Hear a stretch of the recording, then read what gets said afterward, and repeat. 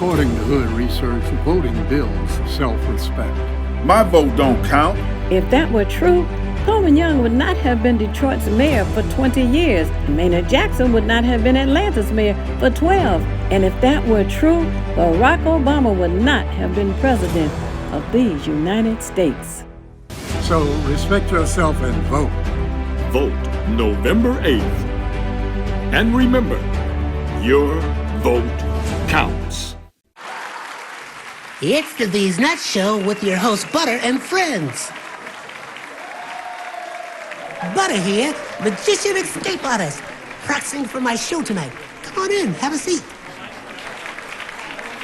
All right, everybody settle. Butter, you're on in 5, 4, 3, 2.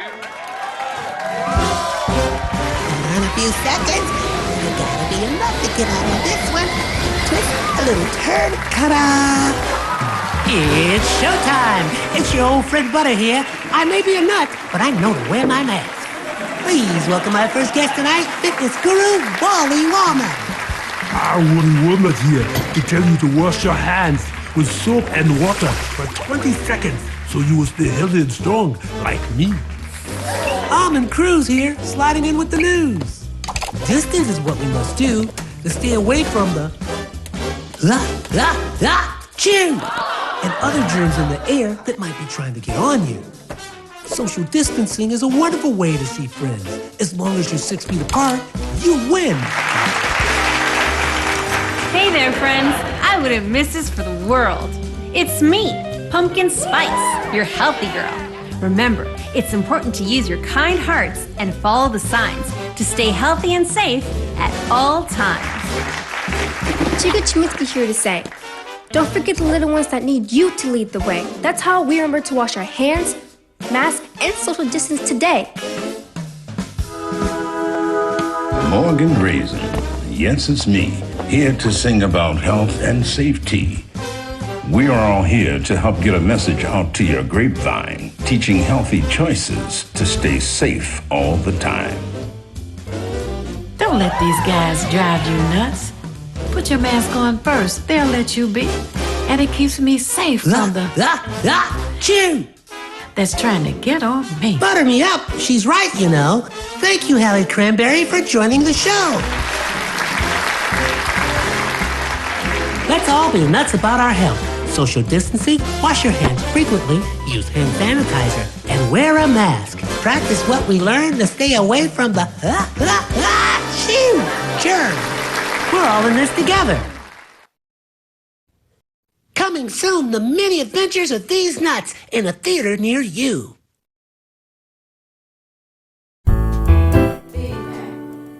Feedback. Hi, this is Theo Broughton, And I am Thabiti Mpinda, inviting you to join us each Monday at 9 a.m. for Feedback. a positive image production by Hood Research. Encourage others to tune in each Monday on Comcast Detroit, Roku, Amazon Fire TV, watch WHPR TV Network anywhere. and take us along with you. Feedback. Right. And happy Monday to everyone. Thank you so much for tuning in to Feedback, a positive image production by Hood Research. My name is Theo Thorne, co-founder of Hood Research, and my co-host. How you doing, everybody? Good morning. Mark Cummings here. It's going to be a fun show, Miss Bro. Oh, yeah, you know, we always say it's either feast or famine, and today we have a feast. We have so many guests. And I want to start with our guest, Lauren Glover from ARC. And thank you so much for joining us this morning. Thanks for having me. Glad to be here. Certainly, you're welcome. Tell us about ARC, the acronym, and what you do there.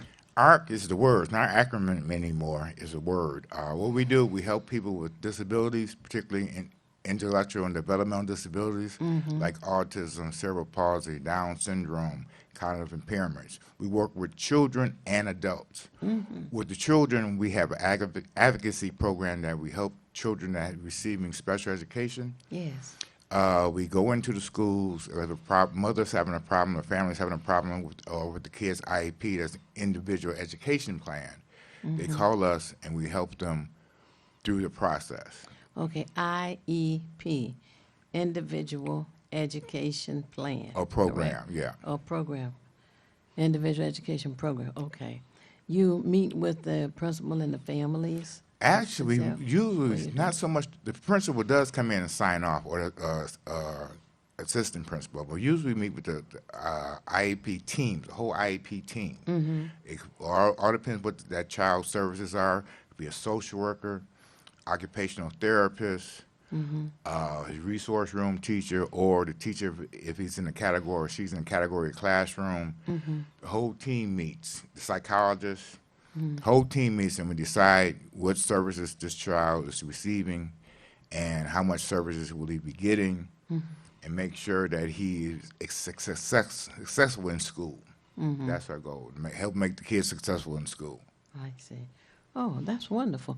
Now, do you have interaction with Drew? Drew, yes, Drew Mhm. is what we call a center-based school. Okay. Center-based school, that's all the kids there have a disability. Right. And so we have been to Drew. In fact, I'll be on Drew November 3rd Mhm. because we're doing special Olympics physicals at Drew. Oh, wow. So we have a Special Olympics basketball team also. Okay. And in order to play Special Olympics basketball, I have to go through the physical. So we're going to get our team together and go to Drew and get our physicals done. Oh, okay, on the 3rd. Oh, wow. That's interesting. Now, you say it's called a what kind of school? Center? Center-based. That means Center-based. center-based. That means all the kids at that school, they go there from 18 to 26. Oh, okay. Well- Age 18 to age 26. Yes, and what they do is it's called Drew Transitional Center. Uh-huh. What they do is help kids transition into what they're going to do in life. Oh, As the kids with okay. disabilities, a lot of them work. Those are more like adults. Yeah. Transitioning, right. So they're transitioning to adulthood. What is their life going to look like as adult on their own? I see. Oh, okay. Now, do you have another center like that? Is that the only one in Detroit Public School? Yeah, that's the Detroit Center. Public School. Is it the only one? That's the only one that goes up to age 26. Okay. You have others for the younger students? Yeah, there's Jerry O. White. It's more like a high school. Oh, okay. There's another one on the east side, Mhm. Banks.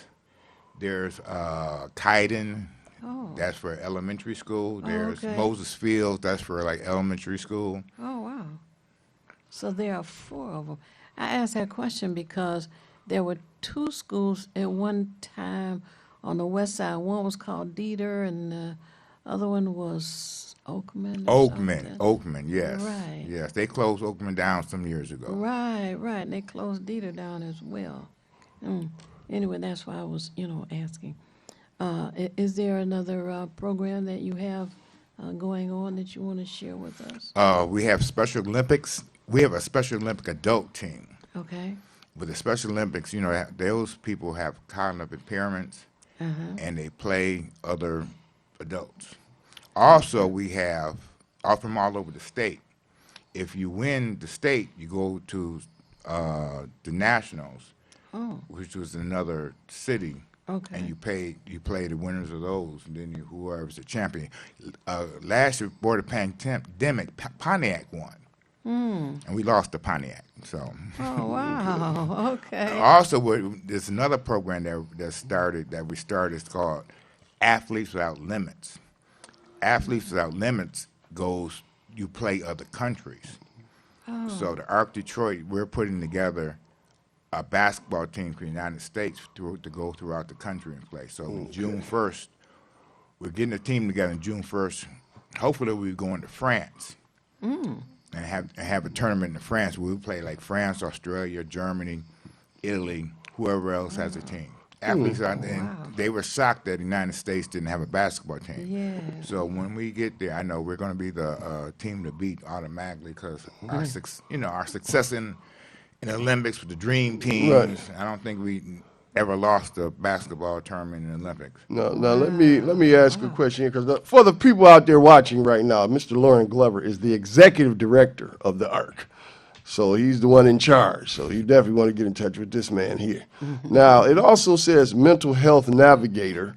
So when you're not just dealing with students, correct? Right. How do people on the outside get involved with this if they got a person with special needs in the family and they want assistance or want to get involved with the Special Olympics piece? How do they do this? Give us a call, 831-0202.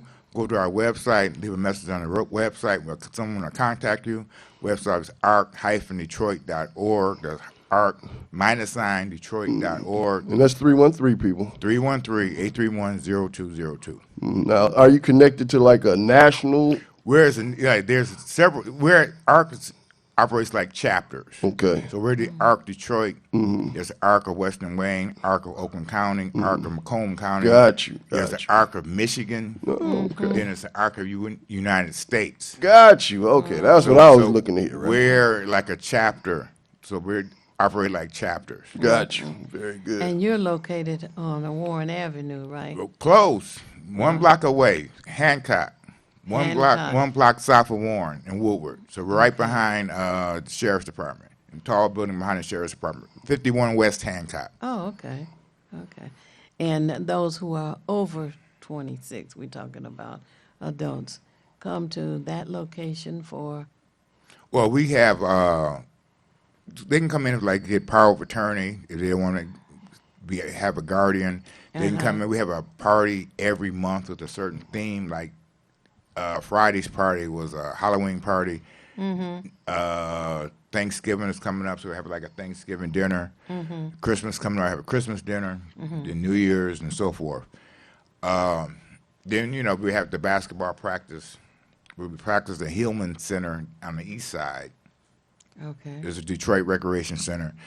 And talking about navigation, it's like, give example, you want to find services or you're transitioning from a child to adult. A lot of times kids get a SSI check. But see, when you turn 18, that SSI check goes away and you have to go reapply as an adult. So we help them through that process. Also, they might be receiving children's services. And so they have to now receive adult services. So we help them get into adult service. Work very closely with Detroit Wayne Integrated Health Network. And we call the Access Center, and we help them find services as an adult. Oh, okay. That sounds good. And the other activities that you have, you say you have a party or gathering that's once a month, or that every Friday? That's once a month. The third Friday every month. Oh, okay. That's our grant. Also, we have a couple of other initiatives. We have a community policing initiative. Okay. We're working with Community Foundation and Hudson Weber Foundation. With the Community Policing Initiative, we're training police officers how to interact with people with disabilities, like how you interact with someone with cerebral palsy, how do you interact with someone who's nonverbal, how do you interact with someone who's hearing impaired, how you interact with someone who's visually impaired, how you interact with someone who's in a wheelchair. Because people don't realize when someone's in a wheelchair, that wheelchair is a part of them. It's like part of their body. So it's like grabbing someone's wheelchair, it's like grabbing someone's arm. I see. So we have to train police officers how to deal with that. And people with autism might have different sensory issues going on. People with cerebral palsy sometimes being mistaken as being intoxicated or drunk. And the biggest thing is we don't want the police to misinterpret their non-hearing or being non-verbal as being non-compliant. Or being in compliance, or so we don't want them getting in shooting trouble. them for Because a lot of times someone who's nonverbal might reach in his pockets. We have a couple of guys who are nonverbal. They have little notes, so they reach in their pocket to show you the note. Show you the note so you can read it, because they can't speak. Tell you Right. So. Now, do you have a team that goes to the police training, or do the police come to our What we do training? right now, this is brand new, so we're just putting it together. We're putting the curriculum together. Yes. We did sometime what we call like a rehearsal with the Hamtramck police. And what we did, we brought someone in who is nonverbal. And this guy I worry about this guy. This guy is like 6'4". He's one of our Special Olympics basketball players too. He's like 6'4". He's nonverbal, and he's very independent. He takes the bus, walks everywhere. He's constantly going. He works too, Right. and he constantly moving, constantly going. So he's out in the street a lot. So we train him also what to do when he's encountered by the police, and also we train police what to do when they encounter someone who's nonverbal. Well, that's wonderful that you're getting the curriculum together, because too often we have heard that police have misunderstood or missed whatever, and they just end up executing people, like the Right. young man recently with the knife. You got Right. all these folks out there with guns galore, and they couldn't handle a man with a knife. It just, Yeah, see, that's an example. Or the gentleman with the rake. Yeah, that was a few years back. Right. Right. I'm on the website right now, Mr. Glover, and you guys got a lot going on. Now, what is this People First, this self-advocacy group? People First is a self-advocacy group for people with disabilities. We help them advocate for themselves. So what we do is, People First, we might bring in someone, an elected official, to let them meet the elected official, let the elected official know what their needs are. We had one of our members go to Washington, D.C. some years ago to meet with some senators to let them know what their needs are. To allow them, you don't have any contact with people with disabilities you don't know. So, and there's a lot of misconceptions with people with disabilities, and that's what we try to get rid of, those misconceptions. Right. And those misconceptions are getting rid of by being involved, interacting with people with disabilities. Okay. And you also working with the Michigan Alliance for Families. Michigan Alliance for Families, that's the training. They say we do the advocacy, we actually go into the school. Michigan Alliance for Families trains the parents on the IAP process and trains the parents how to advocate for their child when going into the school. So you guys are full service. So people out there, if you got a family member or you know of somebody with a disability, call this gentleman. This is an organization that's connected nationwide, actually. Right. And that's important. Right. Give us your contact information again. We're 51 West Hancock, Detroit, Michigan, 48201. Phone number is 313-831-0202. And that's a number easy to learn. Yeah. 313-831-0202. Yeah. And people need to keep that handy, because you never know when you might be in need of it, Right. That's or sometimes we get contacts from 211. Yeah, so we're on that list. Now, I know we were speaking earlier. You said you had a COVID event just not too long ago. Yes, we had this. That was our third COVID event. What we do is Wayne Mobile Health comes out, and you can get COVID vaccination. They had the Omicron booster for free. They had COVID testing. They had blood pressure, cholesterol, just about anything you can get, totally free. Okay. Now, was that to the entire public or just for people with disabilities? That was for the entire public. Wow. Yes, Okay. that's for the entire public. A lot of our people with disabilities came because we noticed people with disabilities had a hard time with COVID, particularly people with Down syndrome. They were like 5 times as likely to be in the hospital or, have complications. And people with autism was twice as likely to have complications. So it was very important to make sure that population is vaccinated. Oh, wow. Indeed. And are they encouraged to have regular testing? Because it hasn't gone away. No. I got to give a shout out to the City of Detroit Health Department. They test the group homes once a week. So they know their status. So, group homes are a congregate setting also. We heard that word congregate setting early in 2020, particularly with the nursing homes. But all congregate settings were susceptible to COVID because you have people in close contact with each other. So a group home might have 6 people living there. Oh, okay. And plus 2 staff. So other services coming in and out. So it's very important to make sure that population stays safe. I think we have a pretty good vaccination rate among our populations, particularly in Detroit. And they're pretty good at wearing the mask too. Okay, we got a call. We give out masks too. So we have like masks that we give out. If you need a mask, just come by to the office and get one. Yeah, definitely taking care of the public. Folks, we got Brother Lauren Glover, the Art Detroit. You got them out there. They want to be a part of this. Let's see what we talking with here today. On the phone. Yes, indeed. You're on Feedback today with Theo Broughton, Lauren Glover, the Art Detroit. How we doing this morning? Talk to us. Happy Monday. Slide so, slide go. Well, happy Monday to you.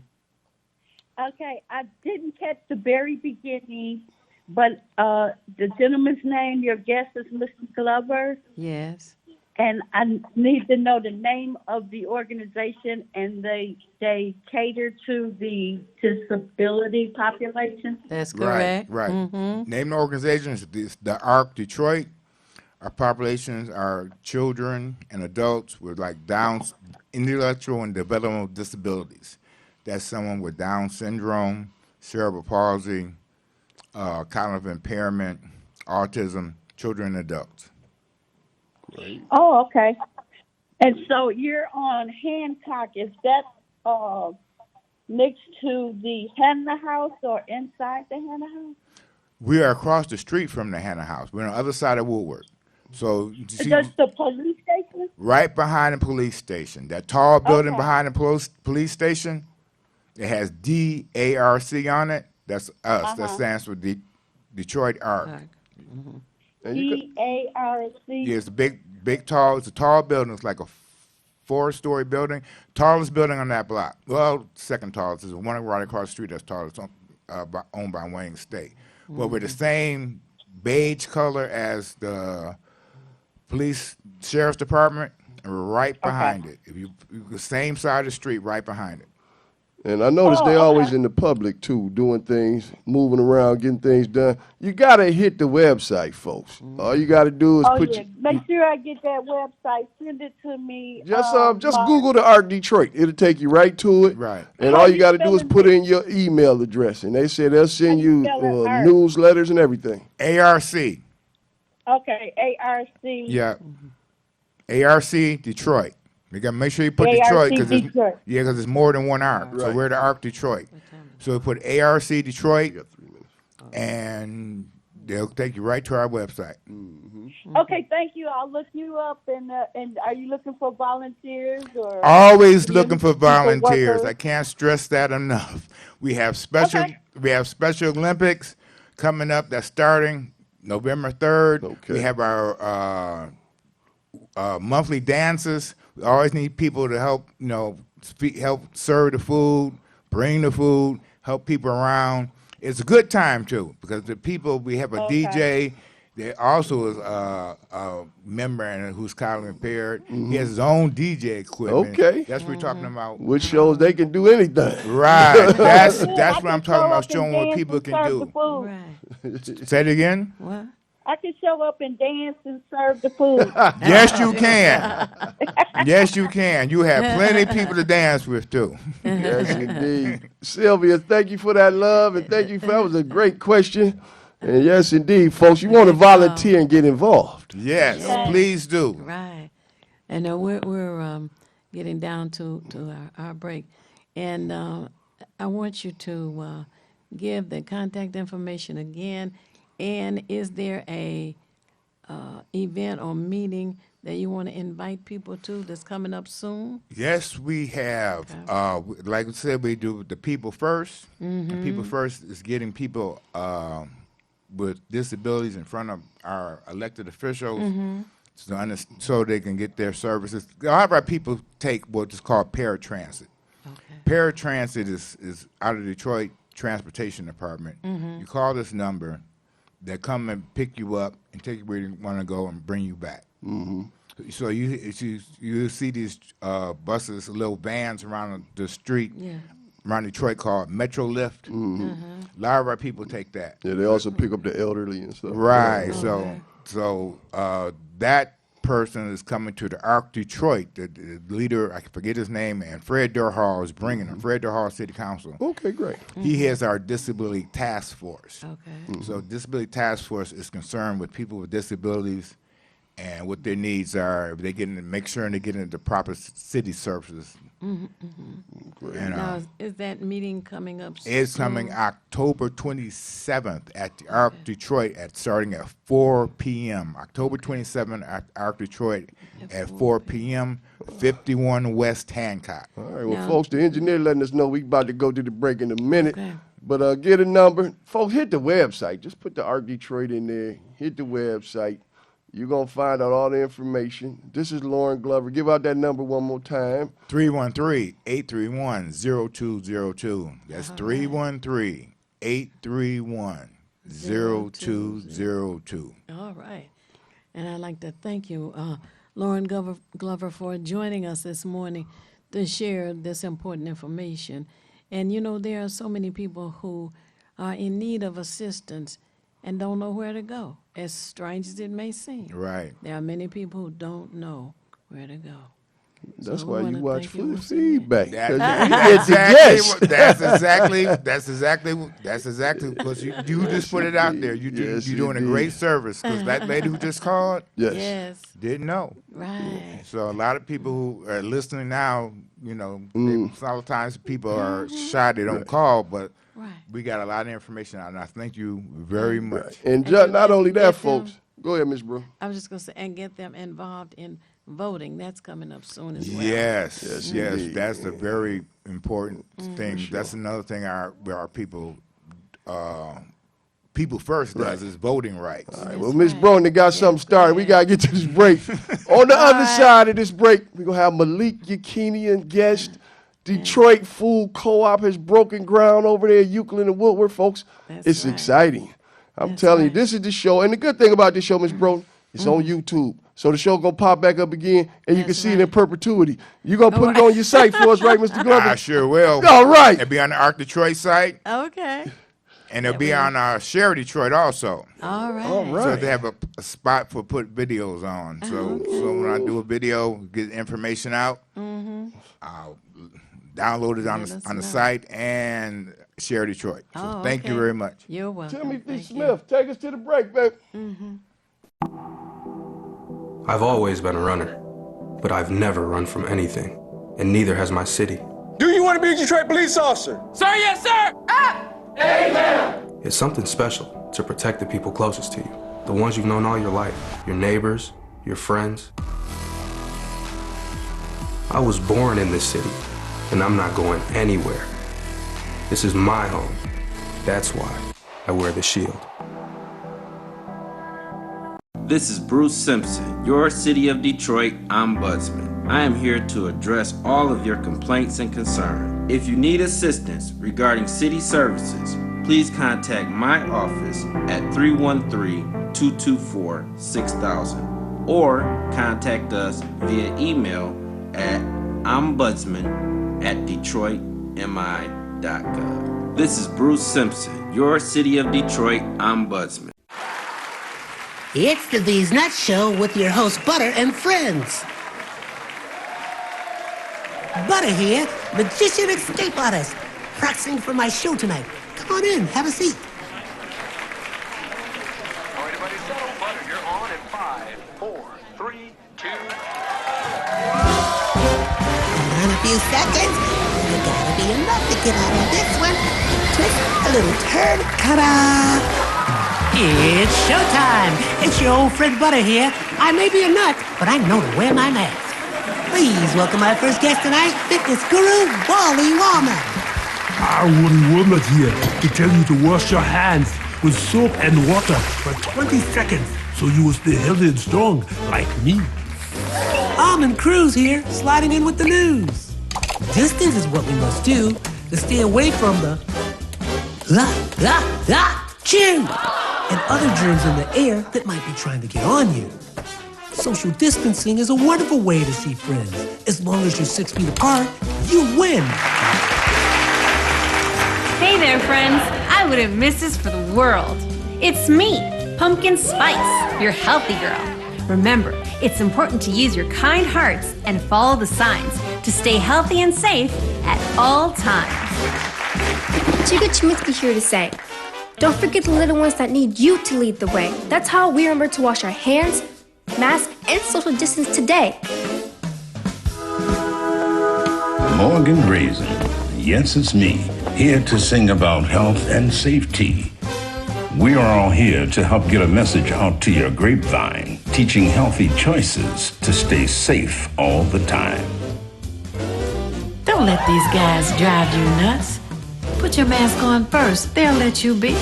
And it keeps me safe from the... Chew! That's trying to get on me. Butter me up. She's right, you know. Thank you, Hallie Cranberry, for joining the show. Let's all be nuts about our health. Social distancing, wash your hands frequently, use hand sanitizer, and wear a mask. Practice what we learned to stay away from the germs. We're all in this together. Coming soon, the many adventures of these nuts in a theater near you. According to Hood research, voting builds self-respect. My vote don't count. If that were true, Coleman Young would not have been Detroit's mayor for 20 years. Maynard Jackson would not have been Atlanta's mayor for 12. And if that were true, Barack Obama would not have been president of these United States. So respect yourself and vote. Vote November 8th. And remember, your vote counts. Feedback. Hi, this is Theo Broughton, And I am Thabiti Mpinga, inviting you to join us each Monday at 9 a.m. for feedback. a positive image production by Hood Research. Encourage others to tune in each Monday on Comcast Detroit, Roku, Amazon Fire TV. Watch WHPR TV Network anywhere. and take us along with you. Feedback. And take us along with you. You can go to the App Store and download TV 33 on demand and take us along with you. We are back, and our second guests include Lene Gilbert Williams and Malika Keeney. And guess what? We are looking forward to a brand new grocery outlet. Brand new. I'm told it's going to open in 2023. It's not that long before 2023. And Lene, I want to start with you. Tell us all the wonderful news and how you got involved and what you want us to do. Well, I'm currently, as the rest of the board members are, a member owner of the Detroit People's Food Co-op. Okay. And I currently serve as the board president of the co-op. And so I got involved pretty early on, but wasn't very active for quite a while. But of course, as many people know, Baba Malik Yakini, you know, that he does what he says he'll do, right? He's very dedicated to serving the community in Detroit. And so knowing that he was involved was a big push for me to become involved with the co-op. But since then, I've come into contact with so many awesome people who are dedicated to bringing this co-op to fruition in the city and are dedicated to ensuring that that Detroiters have a voice. So it's a big deal. Yes, yes. And the wonderful part is when we're in a city that we're told has a food desert and you have these, I hate to say it, grocery stores that are so disgusting, selling outdated food and meat that's been bleached to make it look as if it's, you know, ready. But Malika Keeney, talk to us about your outlook for the brand new grocery store that we're going to have in 2023. First of all, thank you, Sister Theo. It's great to be here again, and it's great to be here with Sister Lene, who's providing tremendous leadership to the co-op. So I'm the executive director of the Detroit Black Community Food Security Network, and we initiated the co-op. We started working on it in 2010, and our view then, as our view is now, is that in Detroit's black community, as in most black communities throughout the United States, other ethnic groups come into our neighborhoods and extract the wealth. And you already mentioned the quality of the food, and I don't want to overgeneralize. I mean, in Detroit, most of the stores are owned by Chaldeans. All the Chaldean stores are not bad, but many are. All Chaldean stores don't disrespect people in the neighborhood, but many do. And so the scenario we find ourselves in is because our black business districts have been intentionally destroyed. In Detroit, we know about Black Bottom and Paradise Valley, I-75 coming through. Same thing happened in almost every major city. Freeways came through, destroyed the business district. Now we become easy prey for other ethnic groups that want to come in our community and extract wealth.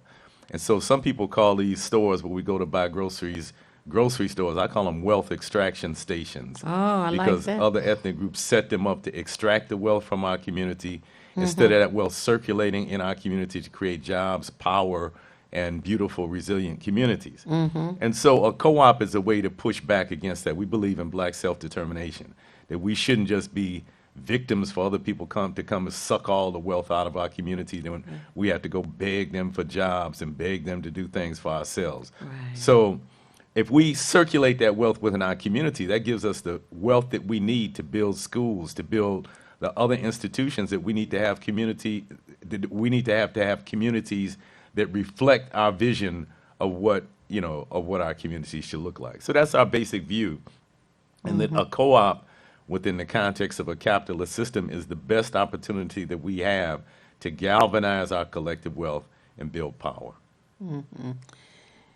Is there a credit union that is connected in any way that one could join or establish, et cetera? There's not currently a credit union connected to the Detroit People's Food Co-op, but credit unions are co-ops. And so I can say for Detroit Black Community Food Security Network, we support co-ops in general. In fact, our organization, just straight up, we're an anti-capitalist organization. We're an anti-white supremacist organization. We don't pull no punches about neither one of those things. So we support a cooperative economy. That means that not only should we have cooperative grocery stores, but we should have cooperative banks, which credit unions are. We should have cooperative medical care. We should have cooperative education. Everything. The only way that black people are going to advance in this society is by doing collective economics and doing it cooperatively, not just individually owned businesses. We hear a lot about support black businesses, which we're with that. We support that. But just because a black person owns a business doesn't necessarily mean the whole black community is going to benefit. In far too many cases, the family of that one individual business owner benefits, but that doesn't necessarily translate to the whole community. It can if that business owner is conscious and uses whatever profits are made to benefit more than his or her family, but it doesn't necessarily have to be the case. And so co-ops, by their very nature, are collective both in how they're operated and they're collective in terms of the benefit. And so we think that's the way forward as black people look at how we survive and thrive inside of American society. You got an event coming up on this Saturday, don't you, Brother King? So the Detroit Black Community Food Security Network also operates D-Town Farm.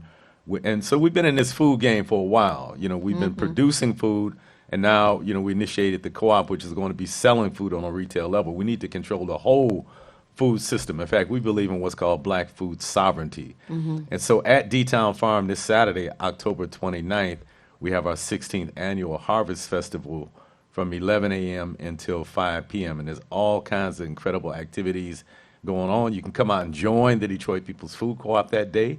We'll have representatives set up who can, take your $200 member owner fee. And perhaps in a minute, Lene can talk about what that means to be a member owner. We'll have what we call learn shops on various topics at the festival.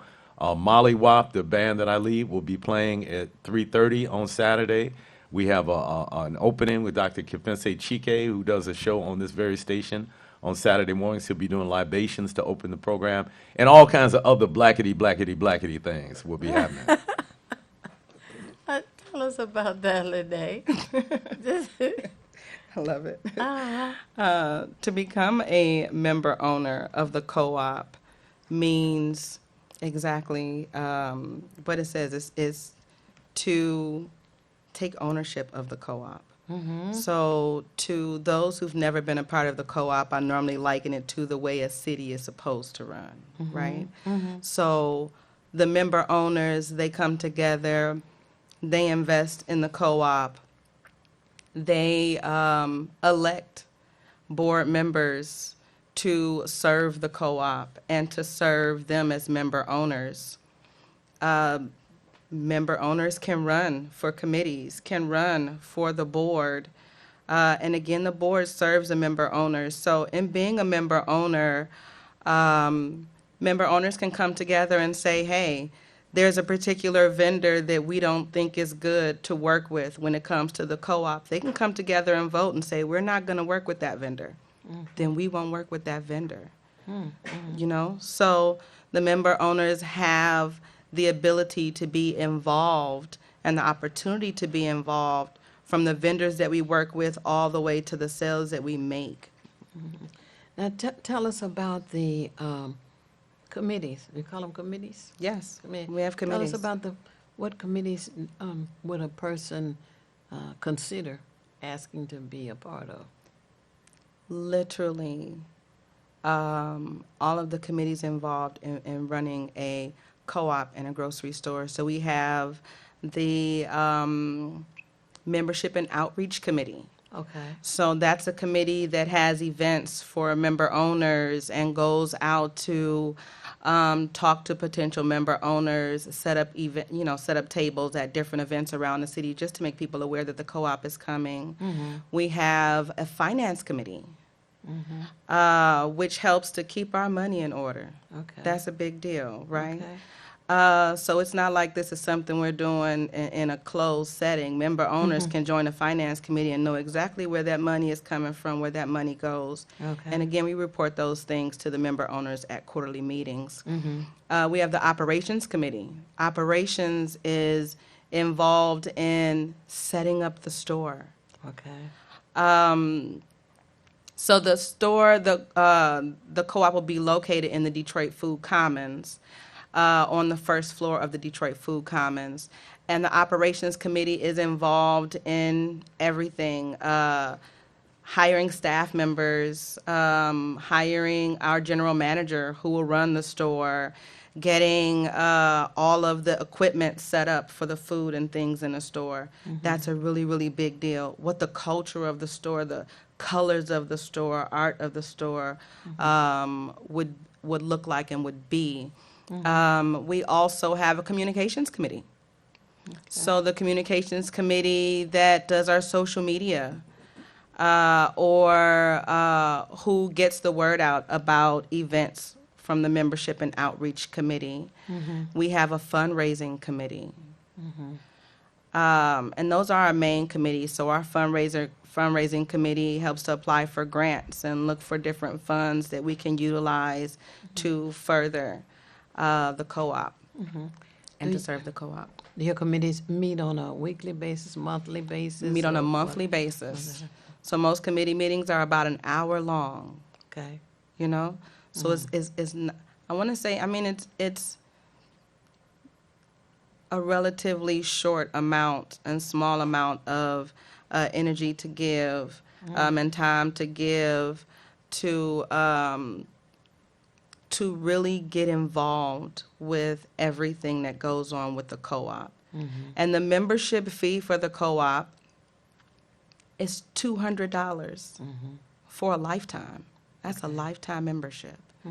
That can be paid on a payment plan. Oh, okay. $20 a I month. didn't know that, yeah. Right? So that's a big deal because we definitely want to make sure that Detroiters can afford to become member owners of the co-op and get involved in the co-op. You got a call, Ms. Brewer. Oh, okay. They checking in. Took it right. You got it? You on there? Hello. Hello. Yes. My question is there a phone number for us to contact you to get involved in the membership, in the meetings?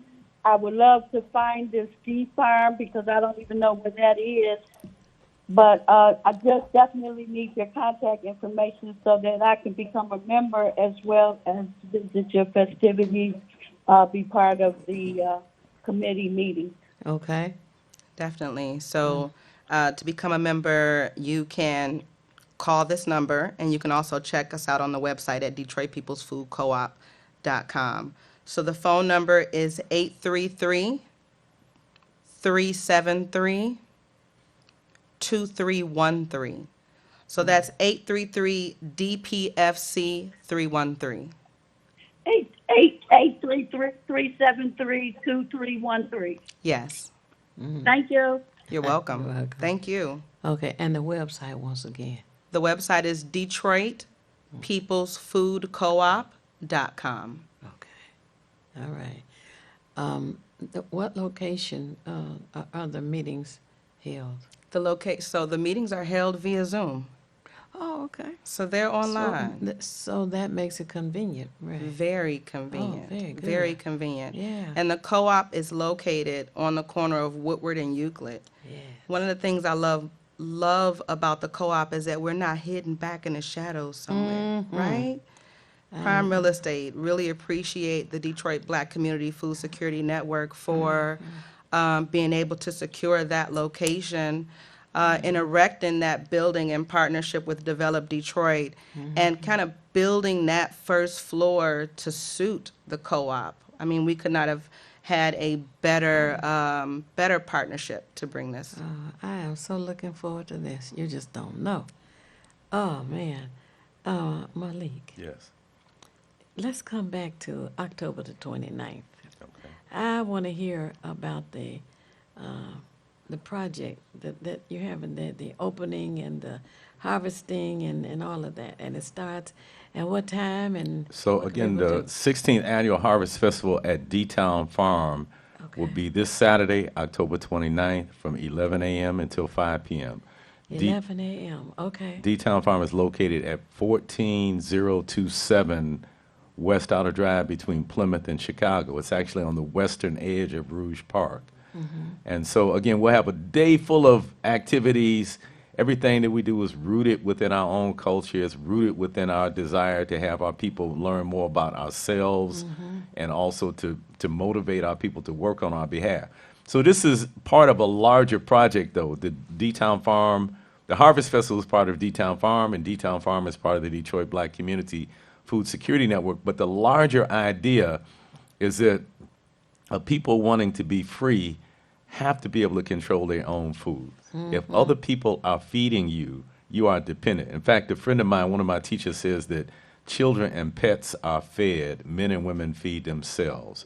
And so no matter what our ideology is, no matter what our religion is, we all eat. These are things, in the black community, we often divide ourselves up based on religion, based on ideology, based on class, sometimes based on color, based on all these things that, we find to divide ourselves, but we all eat, regardless of what our religion and ideology. So this is a platform that can unite masses of black people to get us to work together for our own collective good. So we call that idea black food sovereignty. We want to have control over the whole food system, from the seed all the way to the time that food ends up on our plate. We want to control the whole food system, and we want to control the economics related to it.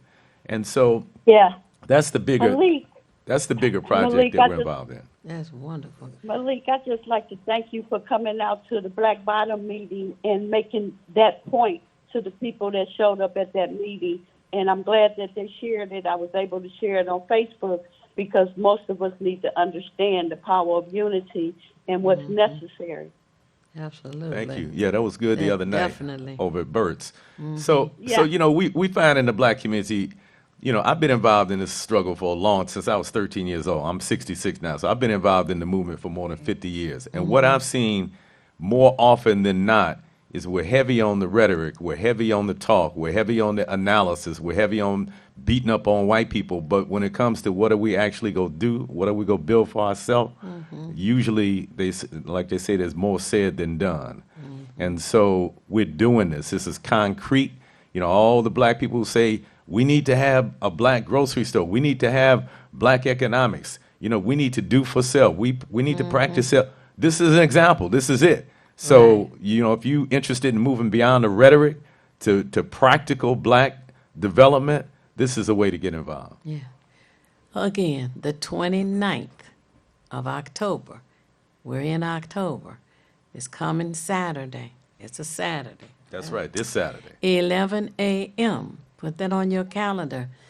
Draw a string around your finger, whatever it takes. Put it on the refrigerator, the mirror in the bathroom. Saturday, October 29th, 11 a.m.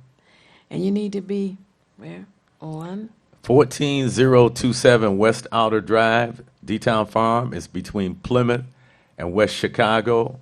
If people need more information on the Harvest Festival or D-Town Farm, they can call 313-345-3663. Again, that's 313-345-3663. All right. Now, to be at the festival, and you say harvest, and that says to me collard greens. Collard greens, right? October, November, will collard greens be available? Yeah, we'll have collard greens, we'll have kale. We still got a few more tomatoes. Even though the temperatures are dropping, we have what's called hoop houses that can maintain some of that heat. Yes, so we still got ripe tomatoes, we got green tomatoes, but also we're opening this up to some other black farmers in Detroit. This is not just about D-Town Farm. Okay. We're trying to build, again, a cooperative economy and build black food sovereignty. So there'll be other black growers at the festival also selling their goods. So yeah, we'll have collard greens, kale, potatoes, onions, garlic, almost all the things that you can buy in a grocery store. We'll have things that are grown by black people in the city of Detroit. All of the produce. Looking forward to that. Good. Saturday, October 29th, 11 a.m.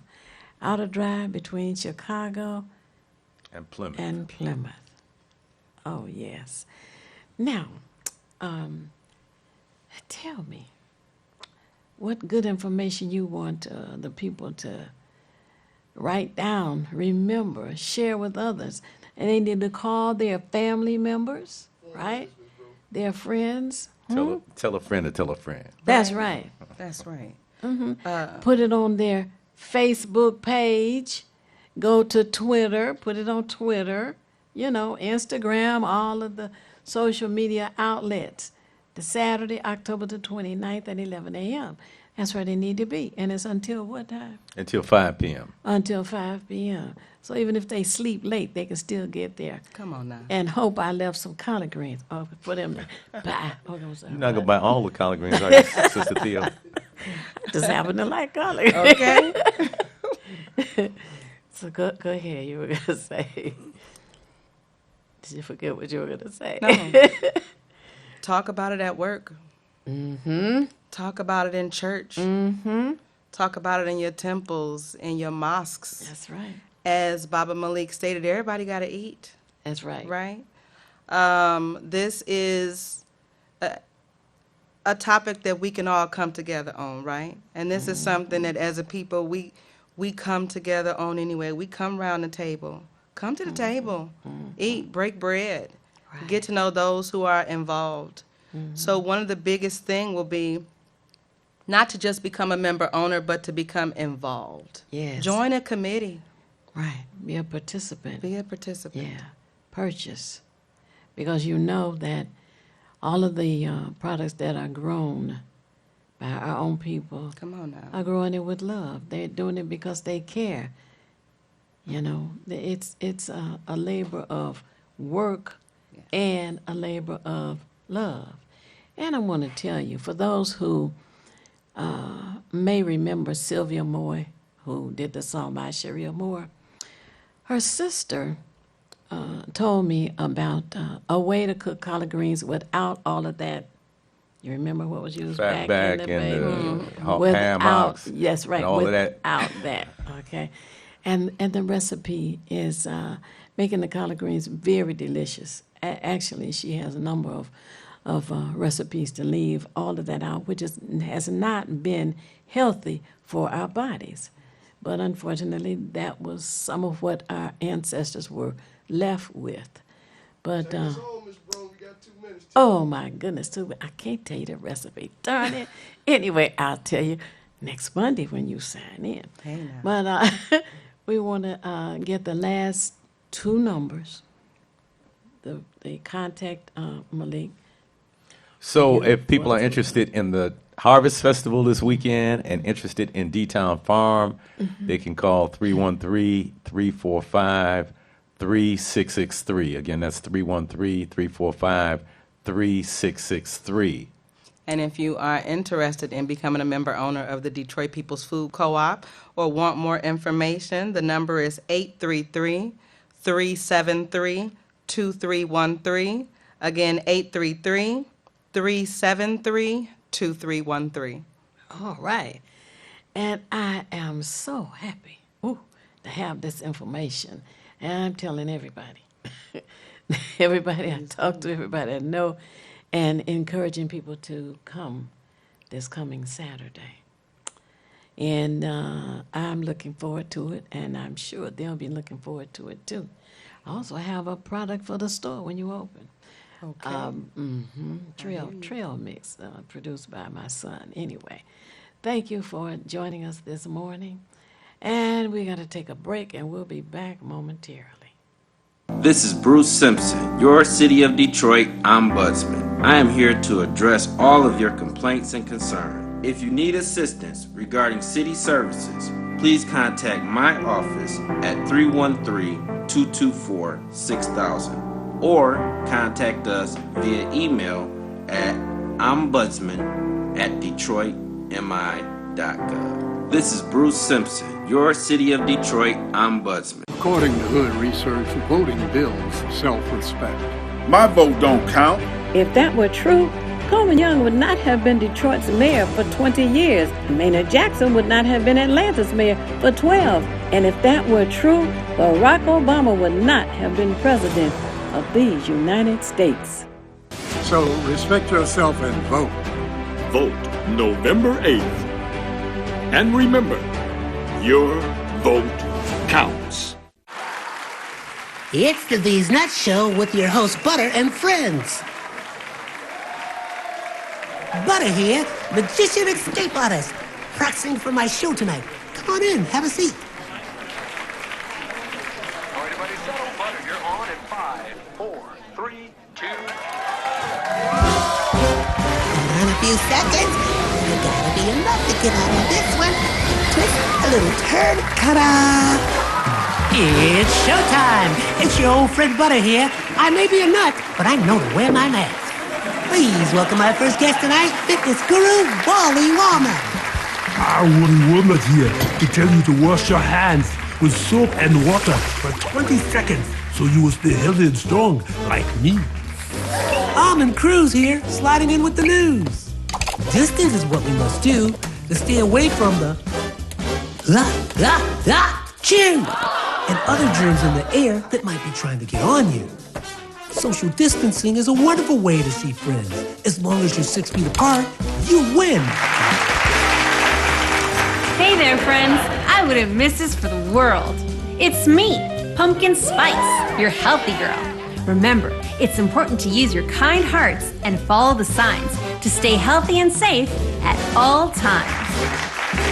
Chica Chiminsky here to say, don't forget the little ones that need you to lead the way. That's how we remember to wash our hands, mask, and social distance today. Morgan Raisin.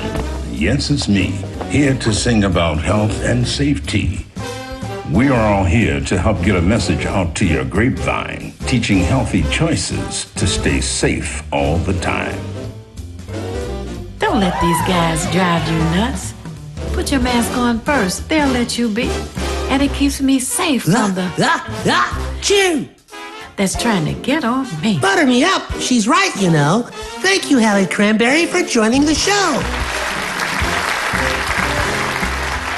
Let's all be nuts about our health social distancing, wash your hands frequently, use hand sanitizer, and wear a mask. Practice what we learned to stay away from the germs. We're all in this together.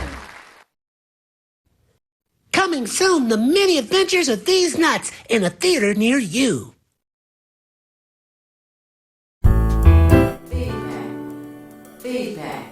Feedback. Hi, this is Theo Broughton, And I am Thabiti Mpinga, inviting you to join us each Monday at 9 a.m. for feedback.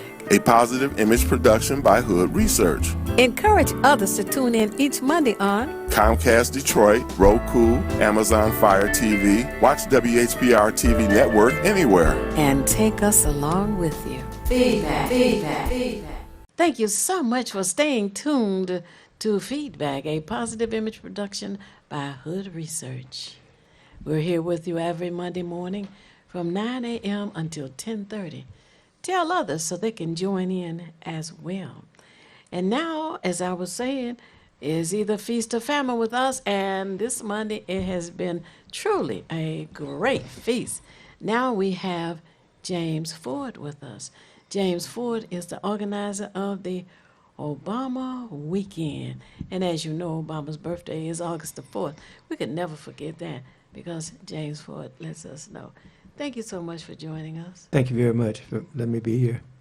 You know, tell us a bit about the Obama Weekend, and then I want to get into the issue with red lights. But Obama Weekend is over now, but it will be back next year in full capacity. We're going to try to build and, expand.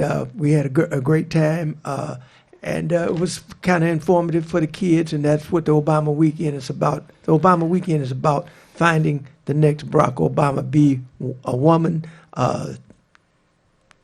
any race, or any ethnic group. We're looking for the next Barack Obama, and that's what we're trying to build. But the Obama Weekend is about giving children things that they can harness and make money doing. That's what it's about. Mm-hmm. That's good. You know, when you told me about the things that you experienced at an intersection, I just started reflecting on, my God, James Ford is telling me that, but I heard it from Sylvia, heard it from Tawana. I've heard it from others. I've heard it from Mark. And they're all observing the same thing. And it's getting to be an epidemic. Can I use that term, an epidemic? Sure can. Yeah. We talk about them streets, huh? Yes. And driving and drivability and running red lights and stop signs. It's getting pretty dangerous out there. Very dangerous. Yeah. Yes. Tell us what you have experienced. Theo, it's a lot of concern about this, and like you said, it's a lot of talk. It's a lot of just undercurrent concern about, but it's getting to the surface now. I've seen a flatbed, I've seen a 16-wheeler, I've seen a popsicle truck run red lights. And I saw this right over on Van Dyke in Harper. They're running them blatantly. What we're talking about, a blatant red light.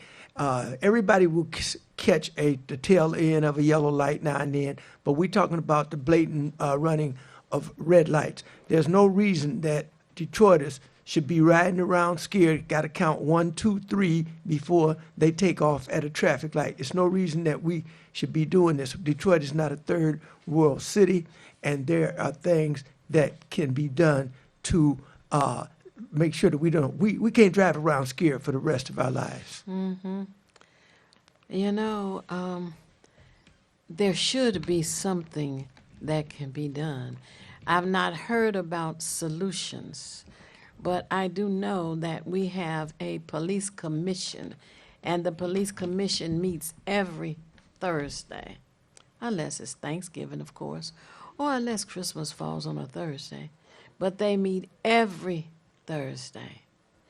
And for anyone who wants to check the times, they can call 313-596-1830. That's 313-596-1830. And there is one day of each month that the police commission meets in the evening so that those who work a day shift can have an opportunity to attend a police commission meeting.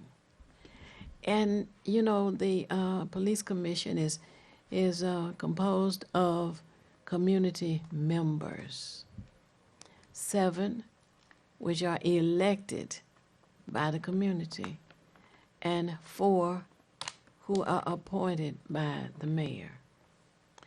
Now, have you attended a police commission meeting, and what was the response or results, or when you did? Yes, Tell us Theo, about that.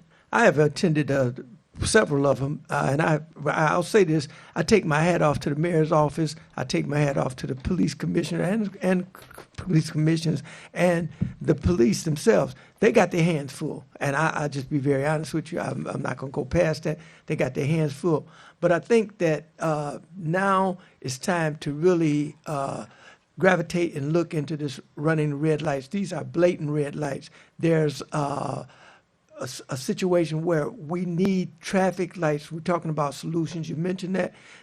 In other cities where you take like Orlando, Florida, some parts of Tampa, I know in Houston and other places, they have traffic lights that can take pictures of you and send you citations when you break this law. And it's a blatant red light. And that's what we need. We need cameras to take pictures. Now, we do not have, I'll be honest with you, I don't think we have enough police to do this, but at strategic spots, we need these traffic lights that take pictures, and we can have them. And I'll tell you another thing that I'd like to say about that after you go on. Mm-hmm. You know, I think that is a workable idea for some. It would not get everyone because we seem to have a what is the term? Transient population. They renters, and then they may not be there, you know, a few months from now. So they would come into a few snags trying to get a citation to the drivers. But I do agree with you that is a workable idea, Mark. Well, you know, what do you think? I look at it this way. We're one of the poorest cities in America. And the unfortunate thing about dealing with racism and the bias is people are going to start getting tickets in the mail. Because, I mean, I've traveled in D.C., and they'll send you that ticket no matter where, because they got your driver's license and everything when they take those pictures. Yeah. And when you get that ticket in the mail, you're definitely not a happy camper. You don't remember when it happened. You're like, did I do this? It's just a picture of a car going through. You know? And it's expensive. And what people got, I think another thing we need to do, because, I mean, that's something that we definitely need to look into. It's just we don't want it to get to the point where it's unfair. But I think a lot of things also, Brother Ford, is these lights are timed so horrendously. I was telling Ms. Broughton, it's like once you go through one green light, the other light should be ready to change green. And you can move in a smooth flow. Instead, it changes red. So then you're going like one stop, go, stop, go. And a lot of people are just like, you know what, I got to move. And they'll stop at the red light for a second. They'll see ain't nobody coming. Then they'll just go. And like you said, some people just go right through now. It ain't got so bad. I seen people sit at the green light and wait to make sure nobody comes through before they go through the green light. So the thing is, it's a lot of ways to look at this. It's a lot of things. But the key is, like you said, to get involved, go to City Hall, be involved with the police commission, and let them know how we feel about this. That's the way it started. I remember there was an arrangement like that on Grand River, and in the morning, between I don't know, must be 7 and 9 or something, all of the lights were synchronized. So if you did the speed limit, you could go straight downtown to your job. Right. In the afternoon, during rush hour traffic, I think it's like 3 to 6, going the opposite way, away from downtown. The lights were synchronized in the other direction. So if you were going the speed limit, you could make every light. Right. So that's what you're referring to, synchronizing the traffic lights according to the speed limit. And I think that is a solution, solution to the situation. Now, James, what you were going to say? No, I was going to say this. I don't really have the answer or the solutions. The only thing I do know is that we're driving around every day scared. People are afraid. And I tell you this, there's too much intelligentsia in this city amongst the people. You got pastors here, you got the mayor, you got other people, you got Ford, GM, Chrysler, you got federal funding, you got the Lions, Tigers, the Pistons, Red Wings. You can get all these donations in, and you got other people that want to help. It's only a matter of time before this is going to hit home. And I will say this to everybody, and I'm speaking to the red, black, white, born, unborn, everybody. It's only a matter of time before this hits home. You don't want to be the cause, and you don't want to get the call, because they are blatantly running red lights. Now, I'll tell you one other thing. As far as there might, and I, as I said, I take my hat off to the mayor's office, the police commissioner, everybody. There might have to be some laws changed. There might have to be a blatant red light law that particularly states that if you run a red light and it can be proved that you ran this red light and it was blatant, you knew it, you are first-degree murder because you knew the light was red. Then, I hit hard. You mean if there's an accident, not just if you run through the red light. No, if you kill somebody, right? You kill somebody. Now the other thing is, sometimes you have to let people know, and also if you injure somebody or maim them or put them out, they got families and they got to take care of it. You maim them, then you should be charged with manslaughter. And young people need to know this. They are driving on the freeway. I mean, if you're doing 60, they doing 90. Oh, goodness. Okay, it is rough. So as I said before, we can sit back, but you got family out there. You got pregnant women driving. You got people picking their kids up and all this. But you also got another group of people that are blatantly committing this atrocity of complete disregard of red lights. We can't take it anymore. Detroit people, I'll tell you like now, you should ought to be saying and putting your hats together. You've had it with this. This is terrible. Somebody's going to get hurt. Do you think that there needs to be stiffer laws for people who are using their phones in the car? I don't know, they're tweeting or calling or listening or whatever they're doing, and they get distracted, and they start drifting over into other lanes and somebody's not using it. They're not, because it's still going on. Because a friend was hit head on, and the woman who hit her head on was doing something with her telephone, drifted on into the lane and hit her head on, not paying attention. Well, a good attorney will confiscate the phone if there is any accident that exceeds just normal having an accident. They will confiscate the phone and find out who those calls were made to, or were you on the phone. Right. Good attorneys will do that. Exactly. So that is all is kind of handled through the attorneys and to prove that you were the on accident the phone. Was caused by your distraction. Right. Okay. Right. And then the other thing I want to say is that as far as we can't have new traffic lights, well, you got the bike lanes, you've got campus marks, you've got shot spotter, the shots fired, you got the river walk, and you got this new thing that's coming up on the east side. We can have new traffic lights if we put our minds together. This is serious. As I said before, the young people are having a good time, and I'll tell you something. And Detroiters, listen. People come to your city to drive fast and race. Oh, okay, they come here to drive. They know they can run a red The light, race, and that is what you got to really look at. Now, the other thing, Detroiters, listen to this. You get new traffic lights, your insurance rates may go down because you won't be getting these horrendous accidents. Okay, so your rates may go down because people are following the rules now. And I'm just bringing this to your attention. This is terrible, and you shouldn't have to drive. This is not a third world city. Okay. Well, you know what? I just like to say this, Miss Broke. And for folks out there watching right now, and you'll see it again on YouTube and rebroadcast. This is really what Hood Research is about. Brother James Ford, he's a member of Hood Research. Hood Research members are always concerned about the community. We want to know how to be a part of the solution.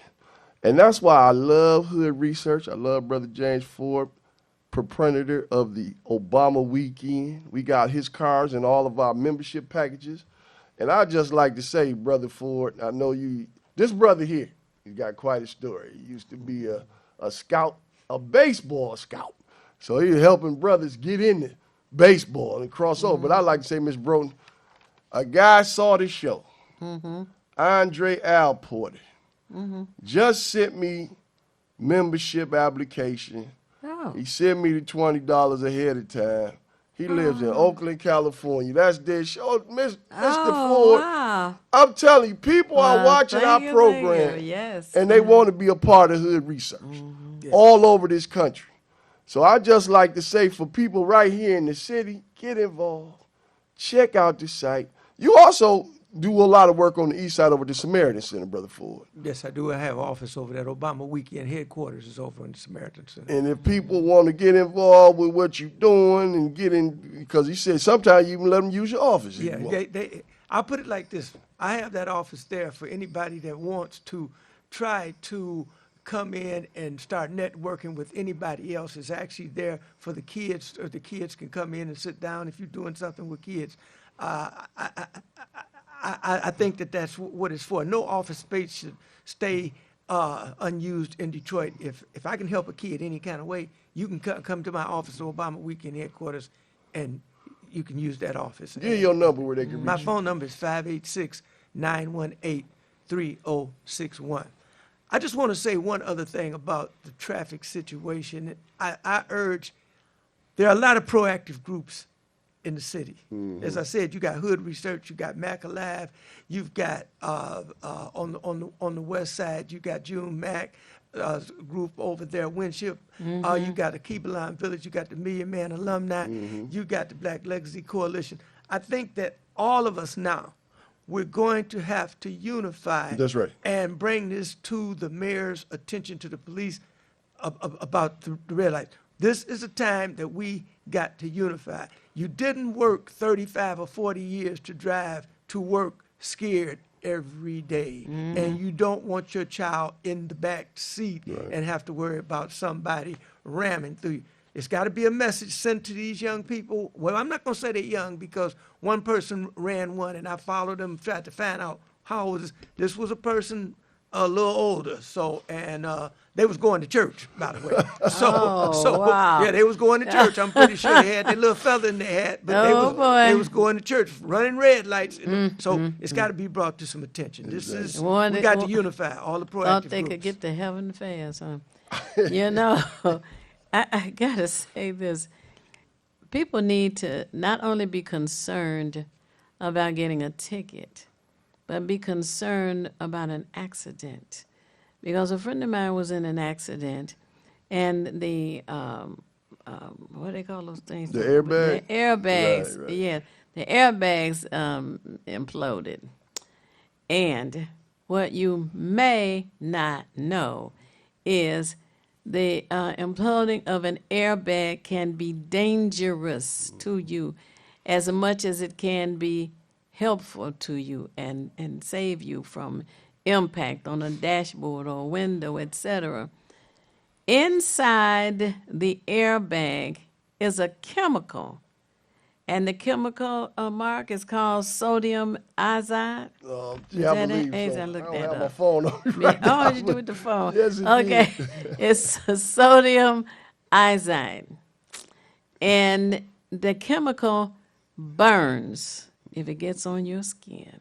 Yeah, because upon It impact, burns. it explodes. And it Yes. helps mix the bag. And the first time I heard that, I kept thinking, well, how does powder explode? Well, Mr. James Ford was sharing with me that there are two powders, and when the powders connect, that's what causes the implosion or the filling of the airbag with enough gas to make it come out to potentially keep you safe. Well, a friend of mine's daughter was burned by the chemical in this airbag. So much so that she had to be admitted to the burn center of the hospital. And she had to be treated for the severe burn. It must have been bad for them to admit her to the burn center of the hospital, not pat you on the head and you go home, you know. That's not it. So I want you to be safe when you drive, be aware when you drive, and you have to drive for the others out there. You say, I'm a good driver. It's not about you. It's about who might hit you. It's about who might go through that red light that James Ford is talking about. It's about a need. If you have observed the same kinds of activities, attitudes, we ask that you attend the police commission meetings and voice your concern. Make your suggestions known. You may have suggestions they haven't thought about to stop this. Because if it's not controlled, more people are going to be hurt, more people are going to be killed. And you know, that ties right in with voting, Brother Ford. Yeah. We're going to try to get these people down. The Black Progressive Action Coalition, folks. They out here helping people understand the issues, what's going on. Because it's who we vote for that's supposed to do our bidding. So we should be able to call the city council person or a state rep and say, look, we having problems down here. What can you do for us? And that's the key. Your vote is your power. We always talking about that in Hood Research. We just got to get the community to understand how powerful voting is. We done lost some kind of ideal of the power of this because we have so many corrupt politicians, and politics just look like it's something that don't benefit black people anymore. Right. But we got to get to that. We got a political action committee. I didn't know that. And they out there and they hiring people to go out in the streets and do advocacy work, $18 an hour. They over there over on 7 Mile and Littlefield. And you got to get involved. Go to blackvotemichigan.com, people. That's blackvotemichigan.com. And check into it because it's important. That's what we're talking about today. To fix this situation we got going on with these lights, Right. we got to be a part of the politics. Right. Well, Hood Research has done a commercial, which I didn't hear yet. Our engineer's going to play that commercial when we, before we go off, because it's to encourage people to vote. And this coming November the 5th, we're going to have a rally at the Coleman Young International Airport, formerly known as the Detroit City Airport, hosted by the Detroit, how do they call it? Detroit City Airport Organization, which is headed by Beverly Kendall Walker. Okay. And that's going to be on November the 5th. From 3 until 6. You got them riled up out there. Mr. Ford and got them hot. Somebody on the line, they want to get in before we shut it down today. Oh, okay. Let's get them in there. You on the air with Theo Broden, Brother James Ford. Feedback, talk to us. And Mark Cummings. Good morning. How you doing, sir? Happy Monday. Happy Monday. This is not a sir. This is Beverly Kendall Walker. Hi, there she is. Good morning. I just want to make mention, Mr. Ford is doing an excellent job, of course, promoting President Obama, but we have President Obama would be in Detroit on Saturday. And so there's a lot of talk about his lack of appeal to voters, and particularly arousing people to rally behind the party. We want to make sure we turn out Saturday and register to be included. And even if you don't make the inside crowd, we need to be outside showing there's a support for President Obama and to galvanize voters to actually vote on November the 8th, which is what we're trying to do on November the 5th at City Airport with Hood Research. Where is he going to be? They haven't disclosed the exact location, but I looked at the map, and I'm thinking it's going to be in the Wayne State area. Oh, okay. Well, once you know for sure, get us the information. Ms. Kendra Walker, we'll put it on the Hood tell Research people. site, Facebook, and And Twitter. Twitter. Right. So I'll send you the link, but there is a process in registering to receive a ticket. It's a free ticket. Oh, okay. So, and it's from 10 to 3 on this coming Saturday, October the 29th. 10 to 3. Oh, okay. And you said that some people can get a ticket.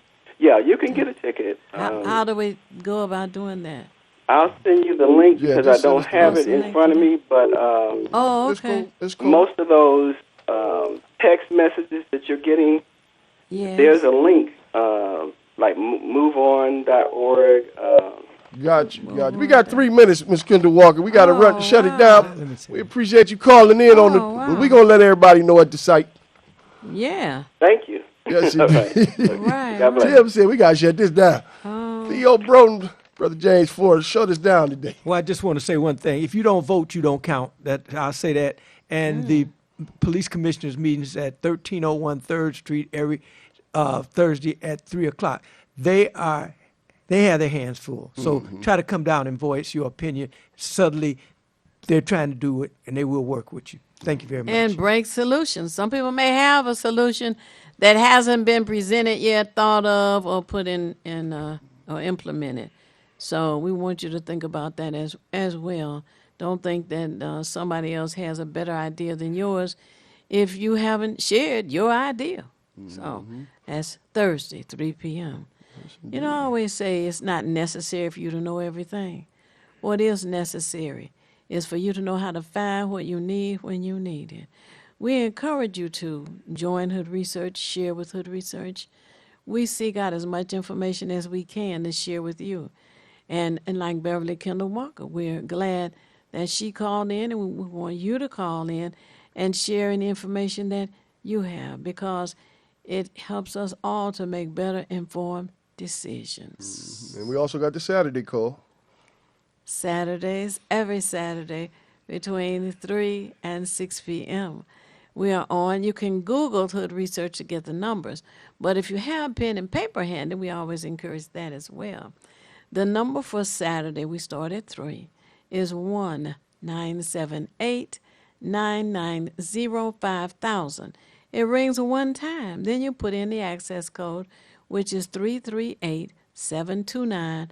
Press the pound key and join us. That's every Saturday. And, of course, back here on Monday mornings at 9 a.m. So, Tim said shut it down. With that, we are going out. Did you got anything to say? I just want to say thank you to all the guests today. It was a great show. Lauren Glover, Malik Yakini, James Ford. What was the sister name again? Gilbert Williams. Okay, and it was just a great show. And remember, Saturday, the Peace with the Detroit Food Co-op over there at the D-Town Farms at 14027 Outer Drive between Plymouth and Chicago. It's going to be great. Right and on. Beverly Kendall Walker says she's going to get you hooked up with the ex-President Obama. Yes. All right. See us next week, folks. Monday, 9 a.m. to 10:30 a.m. All right. Feedback. Feedback. Hi, this is Theo Broughton, And I am Thabiti Mpinga. inviting you to join us each Monday at 9 a.m. for feedback. A positive image production by Hood Research. Encourage others to tune in each Monday on Comcast Detroit, Roku, Amazon Fire TV. Watch WHPR TV Network anywhere. and take us along with you. Feedback.